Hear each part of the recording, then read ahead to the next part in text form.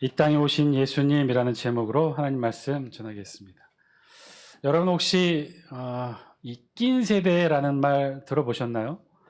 한자로는 이렇게 쓰이고요. 뜻은 기성세대와 신세대 사이에 있는 세대를 비유적으로 일컬을 때 이제 낀 세대라고 말한다고 합니다.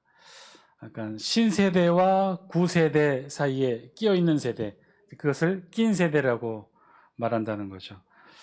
그리고 이 구세대를 좀 재미있게 표현하기 위해 라인을 맞춰서 신세대, 낀세대, 쉰세대 이렇게도 표현을 한다고요. 그러니까 발음을 잘해야 돼요.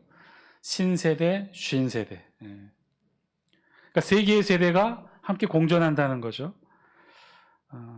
이 세 개의 세대가 왜 이렇게 구분을 했느냐?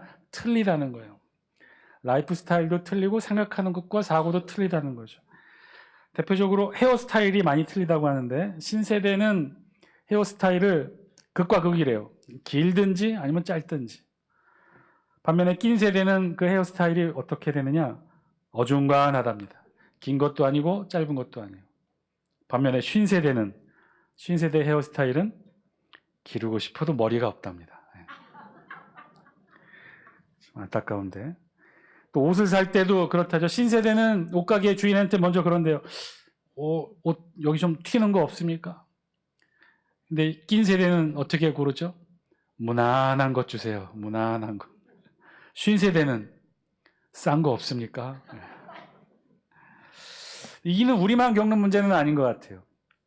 한 외국에서 이 문제를 겪고 있는 사람이 SNS에 이렇게 글을 올렸답니다. 뭐라고 글을 올렸느냐? 페이스북 하기엔 너무 젊고, 틱톡 하기엔 너무 나이가 먹었고, 인스타 하기엔 너무 못생겼고, 트위터 하기에는 너무 아는 게 없다. 나는 어디 가야 되나?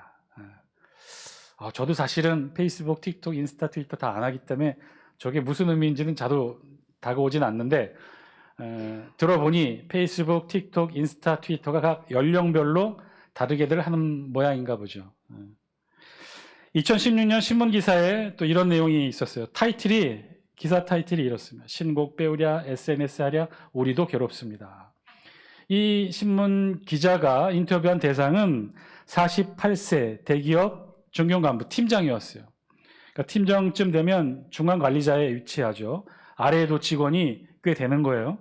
그런데 이들이 정작 괴롭다는 거예요. 막내에서 벗어나 이제 팀장 직위를 달았는데 그러면 좀 어깨를 으쓱할 만도 하는데 괴롭다는 거예요.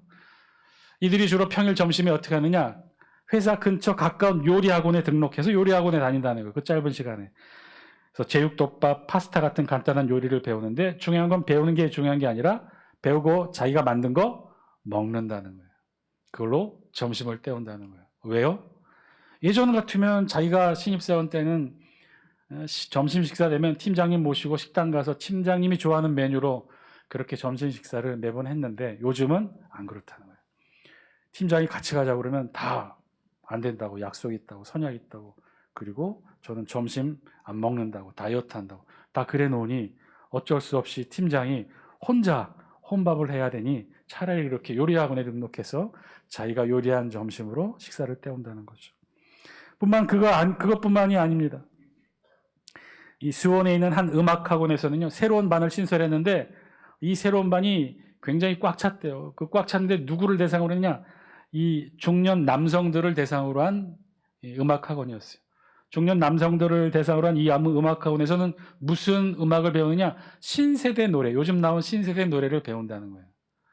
노래방 가서 노래해야 되는데 옛날 노래만 부르면 젊은 사원들이, 신입사원들이, 부하 직원들이 안 좋아한다는 거예요. 그래서 애써 듣도 보도 못한 신세대 노래를 랩하면서 부르고 있다는 거예요. 중년 남성들이. 여러분 아재 개그라고 들어보셨나요? 아재 개그? 예를 들면 이런 거죠. 이미자 더하기 이미자는 뭘까요? 예, 이미자 더하기 이미자는 삼이자라고 합니다. 예. 웃으신 분들은 이제 신세대가 되는 거죠. 권사님 너무 크게 웃으시는데요. 예를 들면 동그라미 2개, 별 2개면 이게 뭘까요? 예, 영영이별. 소가 죽으면 다이소. 깨가 죽으면 다 있게 그러시는 분은 없으시네요. 예, 죽은 깨라고 합니다. 죽은 깨. 깡총깡총 토끼가 강한 이유는 토끼에게는 깡과 총이 있어서. 예. 의외로들 안 웃으시네요. 여기 계신 분들은 신세대들이 없는가 봐요. 이제 다 신세대 내지는 낀세대인 것 같네요. 그러니까 이런 아재 개그를 들으면 신세대의 특징이 막 온몸에 닭살이 돋는데요. 반대로 이런 개그를 듣고 막 웃으면 그분은 이제 신세대라는 거죠. 저도 개인적으로 이런 개그 좋아합니다. 왜 이렇게 웃긴지 모르겠어요. 저도 이 설교 준비하면서 얼마나 웃었는지 모르겠는데. 그러니까 이런 걸로 구분이 되는 거죠. 신세대, 또 낀세대, 신세대 각자 다 틀리다는 거예요. 여러분들은 여러분들 자녀들과 의사소통이 잘 되시나요? 여러분들은 잘 된다고 생각하는지 모르겠지만 우리 자녀들에게 묻는다면 우리 자녀들이 뭐라고 대답할까요? 나의 고민, 이성 간의 갈등, 학원 문제 부모에게 다 털어놓을까요? 초등학교 6학년과 초등학교 3학년이 대화를 나눕니다. 대화가 잘 될까요? 아니요. 얘네들도요. 그 3년이지만 세대차 느낀대요. 대화가 안 된대요. 어떤 강연자가 강연하면서 그렇게 말했대요. 우리 모두는 다 낀 세대라고 말합니다. 우리 모두는 다 낀 세대라는 거예요. 사실 이 말의 의미는 우리 모두는 다 다른 세대에 속한다는 거죠. 다 세대가 다르다는 거예요. 공부한 시대가 다르고 먹었던 음식들이 다르고 고민했던 내용, 함께 보았던 내용들이 다 다르니까 이들이 다 다른 세대를 이루는 거죠. 그런데 그런 다른 세대들이 다 한자리에서 같은 시간대 2023년 12월 첫째 주 대림절 첫째 주 예배를 우리가 지금 같은 시간에 드리고 있는 거죠. 다 각자 다른 세대가. 이 자리만 해도 20대에서부터 80대, 90대까지가 한자리에 모여서 예배를 드리는 거예요. 그러니 여기에는 다름과 같음이 공존하고 있는 거죠. 여러분 이 사진 보시고 우리 아이들이 어떻게 볼까요? 이 사진을 보면 우리 아이들이 뭐라고 이게 무슨 장면이라고 할까요? 이게 무슨 장면이죠? 정확하게는 4교시 직전에 아이들이 난로로 달려와서 도시락, 변또라고 하죠. 저 양철 도시락을 난로 위에 밀어 넣은 거예요. 그리고 이제 수업 시작하기를 기다리면서 아이들이 사진 한 컷 찍었는데 저게 뭔지 우리 아이들이 알까요? 또 왜 이렇게 강당도 아닌데 이렇게 학생들이 많이 모였을까? 우리 한 반에 저 때만 해도 65번, 66번까지 있었어요. 66명이 함께 모여서 수업을 받았는데 저런 것들을 우리 아이들이 급식 받는 아이들이 30명도 채 안 되는 아이들이 수업하고 있는 우리 아이들이 이해할까요? 못한다는 거예요. 알 수 없다는 거죠. 이는 우리 신앙의 세대도 마찬가지예요. 우리도 지금 여러 다른 세대가 함께 모여 예배를 드리고 있죠. 이 공간에도 부모를 따라 예배 드리는 10대부터 또 80대, 70대, 90대까지 모든 어르신들이 함께 모여 예배를 드리고 있어요. 서로 다른 신앙의 세대들이 같은 시대의 예배를 지금 이 자리에서 드리고 있는 거죠. 그러니 여기에는 다름과 같음이 공존하고 있어요. 지난주부터 첫 번째 정치 땅을 시작했습니다. 여러 내용을 보고받고 또 결정을 많이 했는데 그중에 한 가지만 결정하지 못하고 다음 주로 미뤘어요. 그 내용 중에 하나가 예배 시간 조정 문제입니다. 지금 우리가 7시 반, 9시, 11시 1, 2, 3부로 나누어 예배를 드리는데 이 기준은 코로나 기준이었기 때문에 이제는 좀 바뀌어야겠죠. 그럼 어떻게 바뀔까? 다시 예전처럼 7시 반, 11시로 돌아갈까? 그러자니 교사들이 드릴 수 있는 9시 예배가 사라져요. 교사가 드릴 수 있는 예배가 없어지는 거죠. 교사들은 9시에 자기 예배 드리고 11시에 아이들의 예배를 인도합니다. 그런데 7시 반, 11시면 이 교사들 예배가 없어지는 거예요. 그러면 9시 예배, 11시 예배로 바꿀까? 또 그러자니 7시 반 예배를 드렸던 일부 예배 참여자들을 수혜시키게 돼요. 그래서 나온 의견이 8시 예배, 11시 예배였어요. 그런데 그렇게 하자니 이 8시 예배가 7시 반 예배에도 다 수용을 못하고 특히 교사들 9시 예배 드리고 11시에 아이들 지도하는 것도 사실 벅차고 힘든데 1시간 더 당겨서 일찍 나와 예배를 드린다는 게 더 힘들고 어려워진 거죠. 그래서 결정 못했어요. 다 다른 의견들이 있어서 한 주 더 기도하고 생각해 보자고 넘겼던 거죠. 어디 이뿐이겠습니까? 교회 안에도 다 달라요. 뭔가 하나 결정하려고 하면 다 다른 의견들이 있어요. 왜냐하면 다 다른 세대니까. 서로 다른 생각, 다른 의견. 그런데 어쩔 수 없이 우리가 같은 시간, 같은 공간에 예배를 드려야 하니 하나로 같음을 결정해야 되는 일들이 우리에게도 있게 된다는 거예요. 오늘 우리가 대림절 첫 번째 주일을 맞고 있어요. 대림절 절기는 예수님의 오심을 기다리는 절기예요. 그래서 대림절 성탄절이 오기까지 4주 전부터 우리가 첫째 주, 대림절 첫째 주로 하나씩 지켜갑니다. 그 상징으로 우리 보시는 바와 같이 촛불을 켜서 우리가 지켜내고 있어요.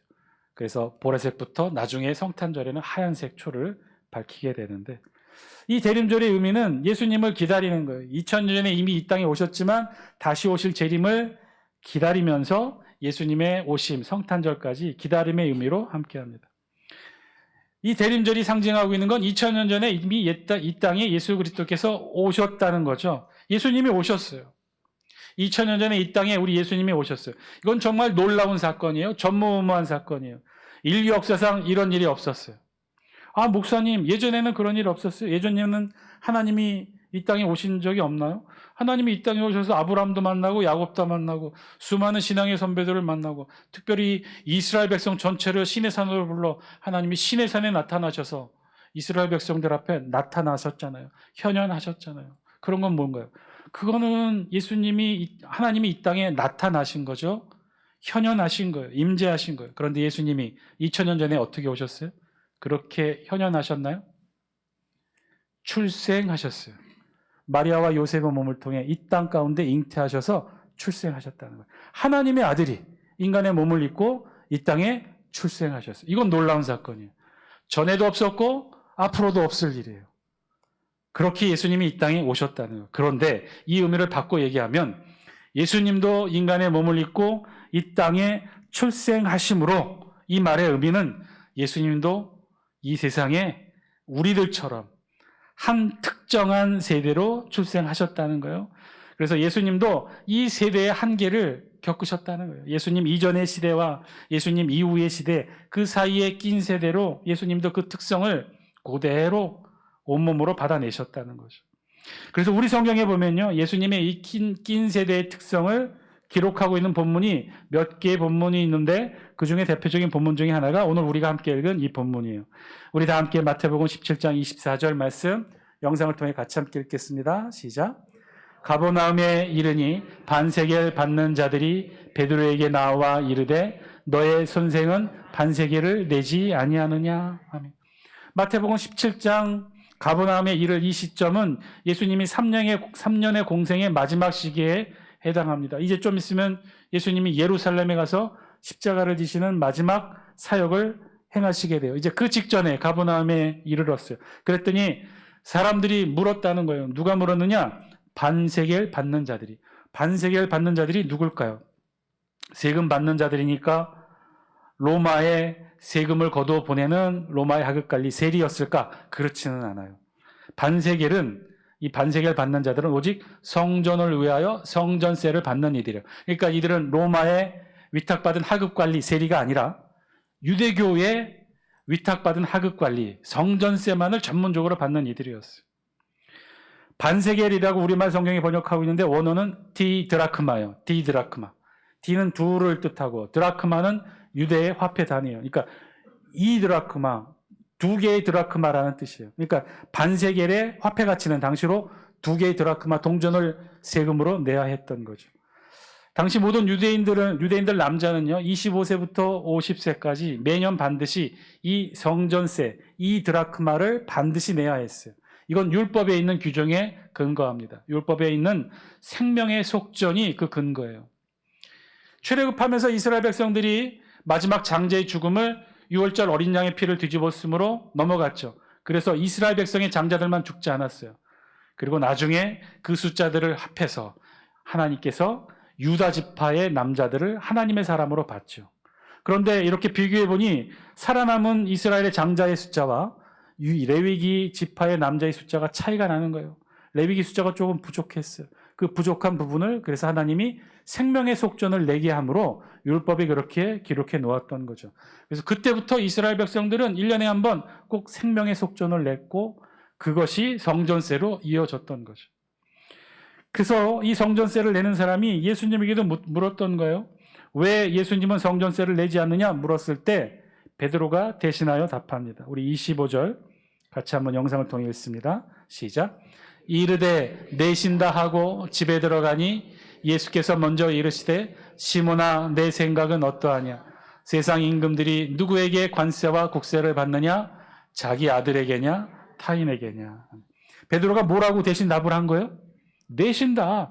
우리 예수님 당연히 내실 거다. 그렇게 딱 자신이 답을 해놓고 집으로 들어가서 예수님께 보고했어요. 그런데 예수님이 전혀 다른 말씀을 하신 거예요. 예수님은 뭐라고 말씀하신 거예요? 야 시몬아 내 생각은 어떠하냐? 세상 임금들이 누구에게 세금을 받느냐? 자기 아들에게 세금을 받느냐? 타인 백성들에게 세금을 받느냐? 누구에게 세금을 받습니까? 세상 임금이 자기 아들 공주와 왕자에게 세금을 받습니까? 아니면 백성들에게 세금을 받습니까? 백성들에게 세금을 받잖아요. 백성들은 세금을 내고 임금과 왕자의 공주는 그 받은 세금을 그 세금으로 생활을 했던 거죠. 그러니 당연히 하나님의 이 아들은 세금을 내지 않는 게 당연했죠. 그래서 베드로가 그런 의미로 예수님은 베드로에게 질문을 한 거죠. 세상 임금은 누구에게 세금을 받느냐? 아들에게 세금을 받느냐? 타인 백성에게 세금을 받느냐? 그랬더니 베드로가 예수님의 질문을 답을 해요. 우리 26절 영상을 통해 같이 한번 읽습니다. 시작. 베드로가 이르되 타인에게니이다. 예수께서 이르시되 그렇다면 아들들은 세를 면하리라. 베드로가 뭐라고 답변했어요? 아들은 안 내죠. 타인이 내죠. 백성들이 냅니다. 그런데 베드로의 이 답변, 베드로가 이 의미를 제대로 알았을까요? 예수님이 왜 이 이야기를 했고 그래서 왜 이 답변을 하게 됐는지 베드로가 제대로 알았을까요? 아니요. 학자들의 연구에 의하면 그렇지 않을 것으로 추정합니다. 왜냐하면 만약에 베드로가 그 의미도 제대로 알았다면 아마 이렇게 답했겠죠. 그렇군요. 예수님은 하나님의 아들이시니까 성전세를 내실 필요가 없는 거군요. 성전은 곧 하나님 아버지의 집이고 하나님의 아들인 예수님은 성전세를 내실 필요가 없으니까 이렇게 답을 했겠죠. 그런데 그렇지가 않아요. 그걸 보면 베드로는 아직도 이 예수님의 말씀을 제대로 이해하지 못한 거예요. 그래서 오히려 예수님께서 알려주듯이 말씀하시죠. 뭐라고요? 그렇다면 아들들은 세를 면하리라. 여기서 말씀하시는 아들들은 누구예요? 아들은 누구예요? 예수님 스스로 하나님의 아들임을 말씀하시고 그리고 복수로 아들들 이렇게까지 열어주셨으니 여기에는 누구까지 우리 예수님이 포함시켜 주신 거예요? 예수님의 제자들까지도 여기에 포함시켜 주신 거죠. 그러니까 내지 않으시면 돼요. 하나님의 아들이시고 성전은 하나님이 주인이시니까 아들은 내지 않으면 되는 거예요. 그냥 안 내면 돼요. 그러면 되었어요. 그런데 예수님 어떻게 하셨을까요? 우리 다 함께 27절 말씀 영상을 통해 같이 함께 읽습니다. 시작. 그러나 우리가 그들이 실족하지 않게 하기 위하여 내가 바다에 가서 낚시를 던져 먼저 오르는 고기를 가져 입을 열면 돈 한 세겔을 얻을 것이니 가져다가 나와 너를 위하여 주라 하시니라. 아멘. 그러나 우리가 그들이 실족하지 않게 하기 위하여 내라는 것이죠. 결국은 내라는 거예요. 내면 된다는 거예요. 실제로 예수님은 그렇게 성전세를 내셔요. 본인 것만 내신 게 아니라 베드로 것까지도 같이 함께 내십니다. 그래서 반세겔이 아닌 한 세겔을 내요. 드라크마로 따지면 4드라크마를 내신 거죠. 왜 그랬을까요? 표면적인 이유는 그들이 실족하지 않게 하기 위해 그러셨다는 거예요. 그들이라고 하는 건 바로 유대인들이죠. 예수님이 성전세를 내지 않으면 성전을 모독하는 것이니까. 더군다나 하나님의 아들이라고 성전세를 안 낸다고 하면 그 사실을 알게 된 유대인들이 얼마나 분노하겠습니까? 그러니까 이런저런 이유를 들어 그들도 상처받지 않도록 그냥 내시겠다는 거예요. 그러니까 논란을 만들지 않고 예수님이 양보라도 하듯 그렇게 결말을 맺으신 거죠. 그런데 과연 그럴까요? 예수님이 양보하셔서 사람들이 논란을 만들지 않고 그들을 인정하고 존중해서 예수님도 어차피 이 세상에 사람의 아들로 태어나셨으니 당연히 성전세를 내는 것으로 성전세를 그렇게 양보하셔서 내신 것일까요?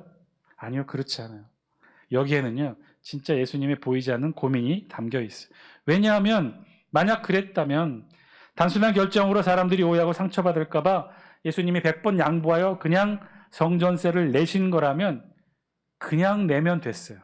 즉 돈귀에서 돈을 꺼내다가 4드라크마를 성전세로 내시면 됐던 거예요. 그런데 예수님이 어떻게 하셨나요?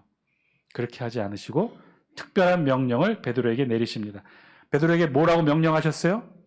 금고에서 돈을 꺼내 성전세로 내려간 게 아니라 어떻게 하라고요?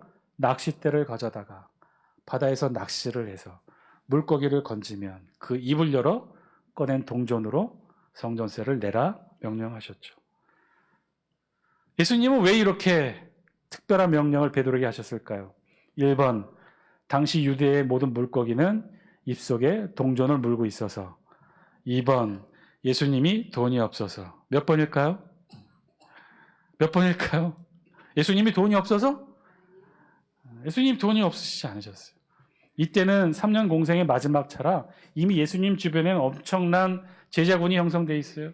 지척에는 12제자, 그 다음으로는 70인 제자군단, 그 다음으로는 수많은 여성들이 예수님을 보필했어요. 그리고 그 다음에도요, 익명의 그리스도인으로 제자로서 예수님을 도왔던 이들이 많아요. 그 중에 하나가 예수님의 장례를 도왔던 아리마대 요셉도 예수님의 제자였어요. 수많은 100명 이상이 되는 제자군을 거느리신 그런 분이셨어요. 5,000명, 4,000명 예수님의 말씀을 듣는 백성들의 식사를 걱정하고 고민하시는 분이에요. 이미 재정을 담당한 제자를 따로 두어 돈깨를 맡게 하셨어요. 그가 누구예요? 가룟 유다 아닙니까? 가룟 유다에게 돈깨에서 돈을 꺼내서 성전세를 내라고 하면 되셨는데, 그런데 우리 예수님 그렇게 하지 않았어요. 물고기를 잡아 입에서 동전을 꺼내 성전세를 내라고 하셨죠. 왜 그랬을까요? 비록 어쩔 수 없이 성전세를 내야 하는 상황이었지만 하나님의 아들로서 세상의 백성들이 상심하지 않도록 하기 위해 성전세를 내야 했지만, 하나님의 아들로서 그냥 성전세를 내는 것이 아니라 지극히 신적인 방법으로, 하나님의 아들만이 하실 수 있는 방법으로 성전세를 내게 하셨던 거죠. 이 세상에 그 누가 물고기를 잡아서 그 입을 열어 동전을 꺼내 성전세를 낼 수 있는 사람이 하나님의 아들 예수님 외에 누가 또 있었겠습니까? 예수님은 그렇게 성전세를 내신 거죠. 돈꾀에서 꺼낸 한 세겔과 물고기 입에서 나온 한 세겔은 그래서 차원이 다른 거죠. 사실 예수님 이 땅에 오셨지만 갈등이 있었어요. 인간의 몸으로 이 땅에 오신 예수님. 그래서 예수님은 인간으로서 겪어야 될 모든 고난과 역경도 감내하셔야 됐고요. 동시에 하나님의 아들로서 이 땅에 오신 예수님, 그래서 하나님의 아들로서 겪어야 될 모든 고난과 역경 또한 있었어요. 인간으로서, 하나님의 아들로서 두 가지 다 다른 상황을 우리 예수님 다 이겨내셔야 했던 거죠. 그래서 예수님은요, 엄격히 말해 두 나라를 섬겼어요. 인간으로서 제사장 나라를 섬겨야 했고요, 하나님의 아들로서 하나님 나라를 선포하셔야 했던 거죠. 사실 예수님 당시 제사장 나라가 그 기능을 잃어가고 있었고, 그래서 예수님은 그럼에도 불구하고 이 제사장 나라를 충실히 지키면서 하나님 나라를 세워가십니다. 제사장 나라의 거룩한 백성으로 인간으로 오신 예수님이 충실히 섬기시고, 또한 하나님의 아들로서 이 땅 가운데 하나님 나라를 선포하시는 것. 그게 우리 예수님이 겪으셨던 이 세대, 이 땅에서 겪으셨던 다름의 내용이었어요. 예수님이 이 땅에 오셨던 그 시대는 상황이 그랬던 거죠. 제사장 나라가 가고 하나님 나라가 세워지는 그 혼돈과 과도기의 시기, 예수님이 이 땅에 오십니다. 그리고 예수님은 그것을 완성해 가시죠. 어떻게 완성해 가셔요? 십자가의 죽음으로. 성전의 지성소의 휘장을 위에서 아래로 찢음으로 제사장 나라 위에 하나님 나라를 세우십니다. 더 이상 성전의 제사를 드림으로 하나님께 나가는 것이 아니라 교회에서 예배를 통해 하나님을 만나는 하나님 나라를 그렇게 세우시는 거죠. 제사장이 집례하는 성전의 피해 제사가 아니라 예수님의 제자들이 중심이 되어 교회에서 예배를 통해 하나님을 만나는 새로운 나라를 우리 예수님은 그렇게 만들어 가셔요. 사랑하는 장수교 성도 여러분, 오늘 말씀을 통해 우리에게 주신 하나님의 음성, 저와 여러분들이 들을 수 있게 되기를 바랍니다. 2000년 전 예수님은 인간으로서 이 땅에 오셔서, 또한 하나님의 아들로서 이 땅에 오셔서 그 인간과 하나님의 사이의 간극을 십자가로 극복해내십니다. 인간에서 하나님에 이르는 그 넓은 간격, 제사장 나라에서 하나님의 나라에 이르는 그 넓은 간격, 예수님은 그것을 뭘로 이루어내신 거예요? 십자가로 하나로 이루어내셔요. 인간과 하나님의 간극, 땅과 하늘의 간극, 제사장 나라와 하나님 나라의 간극을 예수님이 십자가에서 하나로 이루십니다. 이미 우리 예수님은요, 그 엄청난 간극을 온몸을 통해 십자가로 이루신 거예요. 그 엄청난 다름을 십자가 하나로 이루어내셨어요. 그리고 지금 우리는 그 십자가 앞에 있습니다. 그러므로 우리도 할 수 있습니다. 우리 안에 내재해 있는 이 수많은 다름, 그 모든 다름을 십자가 하나로 이뤄내신 그 예수 그리스도 앞에서 우리도 하나로 이뤄낼 수 있게 될 줄 믿습니다. 여러분, 십자가가 그래서 한 방향으로 이루어진 게 아니죠. 전혀 다른 두 개의 방향이 만나 십자가를 이룬 거예요. 마찬가지로 우리도 그렇죠. 이 안에 얼마나 많은 다름이 있겠습니까? 시간의 다름, 세대의 다름뿐만 아니라 지역과 생각과 문화의 다름이 얼마나 많이 공존하겠어요. 그런데 그 모든 다름을 이루신 십자가 앞에서 우리도 한 마음 한 뜻으로 우리의 다름을 십자가 위에 같음으로 만들어내게 될 줄 믿습니다. 그렇게 신앙생활에 가며 우리 교회 공동체로 우리 장수교회가 하나 되기를 주님의 이름으로 간절히 축원드립니다. 기도드리겠습니다.